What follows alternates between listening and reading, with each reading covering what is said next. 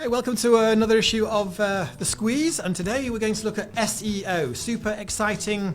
Oh, what is it? Let's try and find out what SEO is about. Miranda?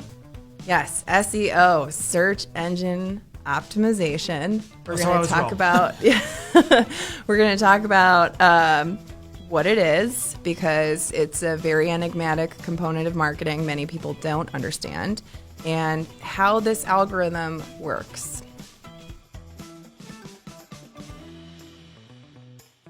Welcome back to The Squeeze. Today we're talking about SEO. I'm Miranda Imperi. And I'm Mark Baxter with Marketing Juice, and we look forward to spending the next few minutes with you. And today we are looking at the wonderful world of SEO, one of those three-letter acronyms that your marketing company and your people will bounce off you, and everybody nods and goes, yeah, I'm not actually sure what that is. It's certainly a question we get asked a lot by clients, a very valid question, and it can be rather hard to explain. When we design your website, you can see it. When we get a brochure, you can touch it. SEO, a little bit more intangible, a little bit hard to get our heads around, but so important for that website. So Miranda, would you like to explain to us what we mean by SEO? Absolutely. So SEO, search engine optimization, means that you are creating a web presence that is optimized for a search engine. A lot of times when we think about SEO and we think about search engines, we immediately think about Google, right? Google is the big word. It has become its own verb. And I remember Alta Vista. Right. Yes. Ask Jeeves, Yahoo, Bing. There are still lots of search engines that exist. However, Google has the largest market share. So when we think about search or search engines, Google is what comes to mind. But it's very important that you understand, when it comes to SEO, that we're not just referring to Google, that Google is a search engine that works as an algorithm. And what I find interesting about today is that many of the people who are entering the job world, the corporate America, into their careers, are avid internet users and have been utilizing Google or other search engines for research, for support, in their daily lives, driving directions everywhere, any random question answered that they want to know, information about businesses that they intend to patronize.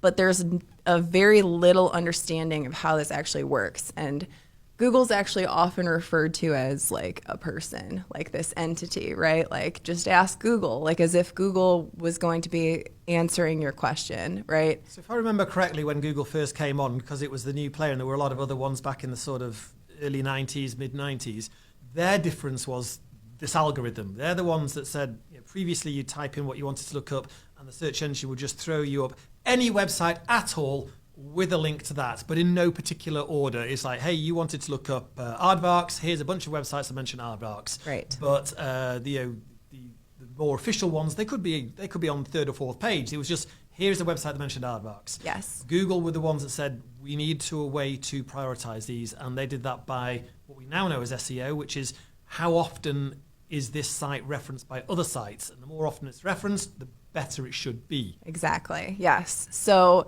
it's important to understand that the search engine Google is simply an algorithm, which is a math equation. In its most basic form, it is an if-then scenario. So the algorithm is working the way that you would, if you picture like an algebra equation, like if this exists, then this is the answer, right? So if there is this content on the site, then yes, it is relevant to serve into a search results page. Now, Google has added many layers to that if-then scenario. And so you can picture it almost like a funnel. Like, the most basic if-then scenarios are at the top of the funnel, and a lot of websites make it into that, right? So if your query, your question that you're posing to the search is, I want shoes online, buying shoes online, there are thousands, if not hundreds of thousands, of websites that would qualify as that criteria, right? Mm-hmm. There are many thousands of layers of that algorithm. So if you pass through that first funnel, yes, your website talks about buying shoes online. Okay, check mark on that. Can you buy shoes online on your website? That's another if-then scenario. Can I serve this up in a search result? Now, if a website doesn't make it through all the way through that funnel, right, that doesn't mean that it's not going to come into the search result at all. It means that it's going to be funneled all the way down the pages, right? So it might be on the 200th listing of the relevant search results that come up when you search buy shoes online. Which effectively means it doesn't exist. No one's going to scroll to page 12. Yes, exactly. So what we do is we measure and monitor constantly how websites perform on search so that we know how to optimize the websites that we manage in order to get them to show up to that first page.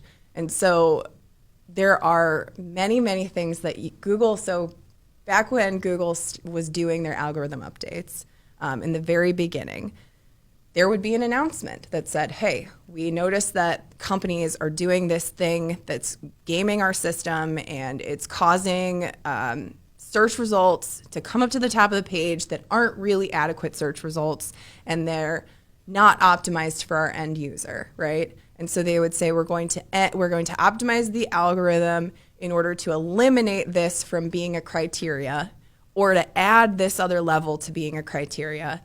And then they'd give us a timeline as marketers, and we'd have the capacity to change our strategy to appease that algorithm, right?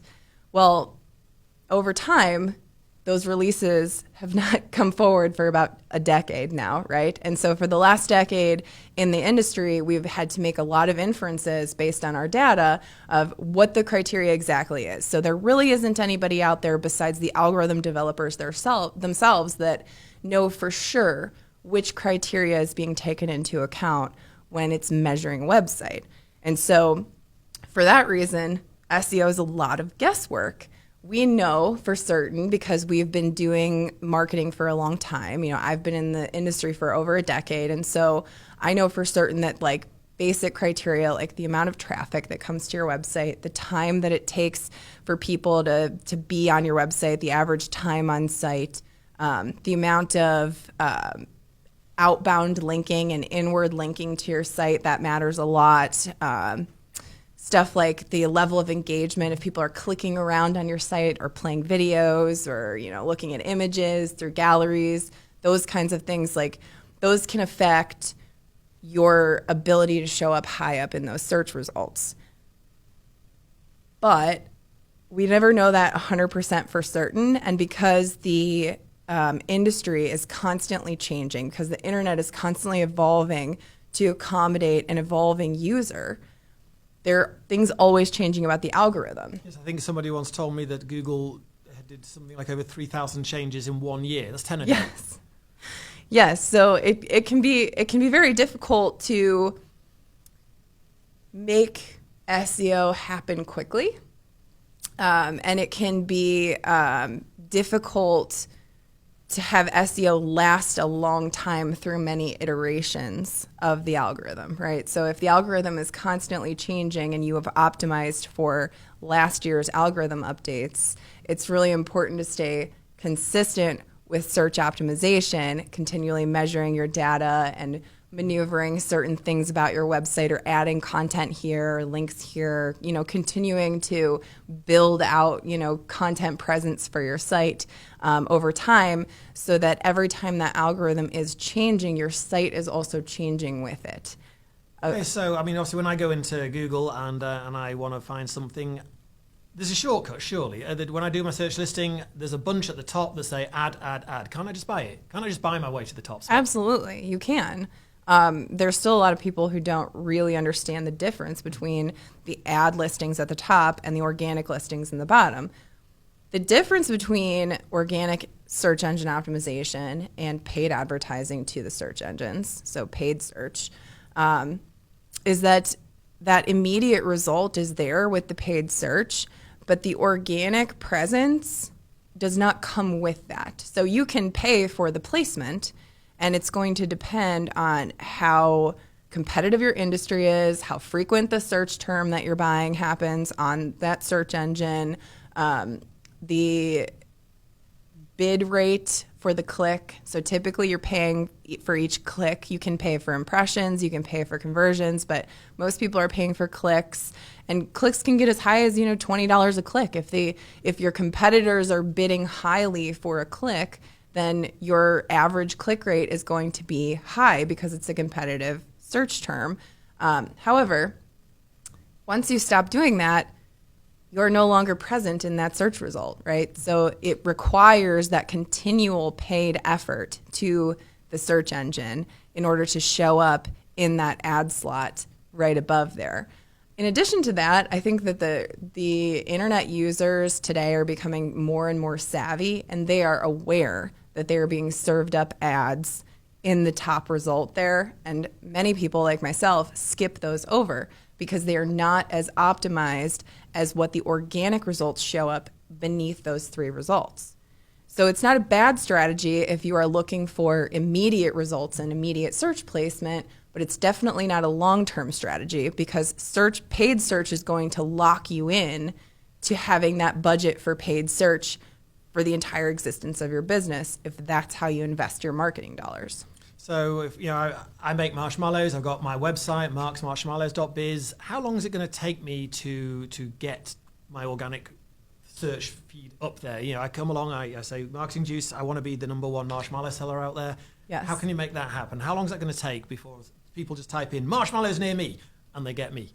So that's a tricky question. Honestly, it's going to be different for everybody. The factors are going to depend on how competitive the marshmallow industry is online. I don't make marshmallows, by the way. Just an idea. But it's a great example, because I doubt that there are many marshmallow retailers there online. And if you're if you are one of very few people in your industry doing what you're doing, as soon as your website is indexed, it's going to go up the search result pretty quickly. Now, if you are in a competitive industry, like let's say, there's a ton of realtors out there, and you look for a realtor near you, there's going to be at least 50 of them within a 5-mile radius of where you're currently standing. And so how do you get that organic? How long does it take you to get that organic search result? Well, that could take a long time. Search depends on, your placement depends on historical presence online. So if you're building a brand new website, I would plan for at least 6 months to really show up anywhere meaningful in a search result.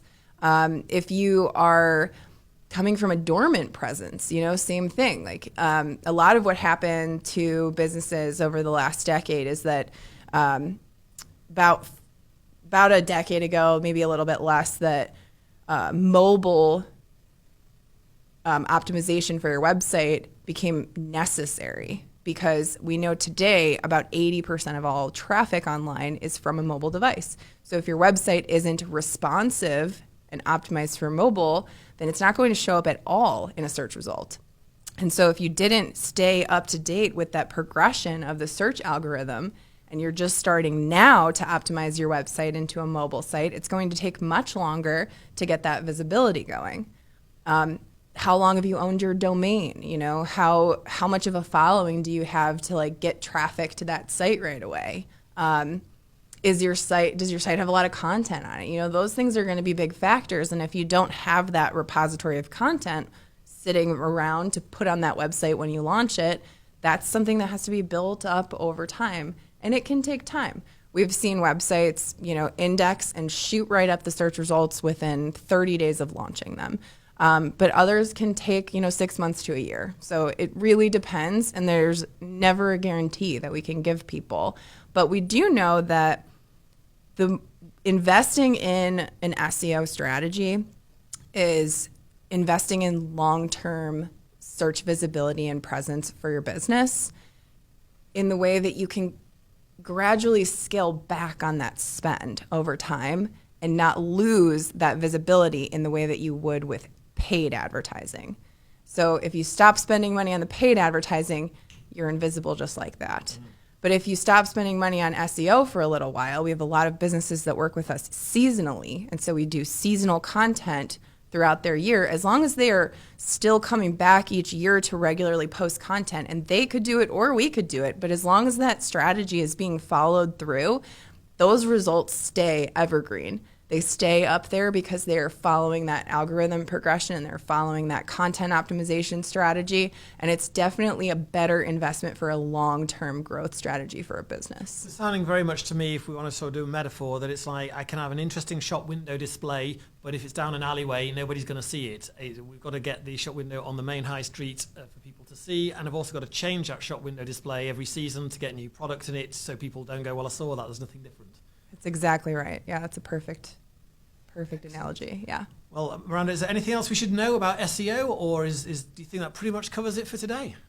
Well, I don't want to give away the game all in one episode. So, no, I mean, search is a difficult thing to wrap your head around, and we'll definitely do more podcast episodes about search and the algorithm and how it works. But I think it's really important that we educate anybody and everybody, because we're all internet users and we all rely so heavily on search engines to give us answers to our questions. What you need to know is that the algorithm isn't some wizard with a magic wand answering all of your questions. The algorithm is a finely tuned equation that is helping determine what exists on the internet, and everything that exists on the internet has been placed there by people like you and me. And so it's easy to be fooled by things that you read in a search result. It's fallible. It's important to know that it's fallible. It's important to know that how it works. Search engine optimization is an important part of any digital marketing strategy, but I think search engine understanding is a necessary part of anybody's education today. Well, hopefully we have done a bit of that education today, and if it's piqued anybody's interest out there, or you'd like to know a bit more or have a bit more of an in-depth discussion as how it could help you in your business, we'd love to hear from you at Marketing Juice. That will be marketingjuice.biz. Marketingjuice.biz is our website. Love to see and hear from you and get a coffee with you. Yep. See you next time. Thank you.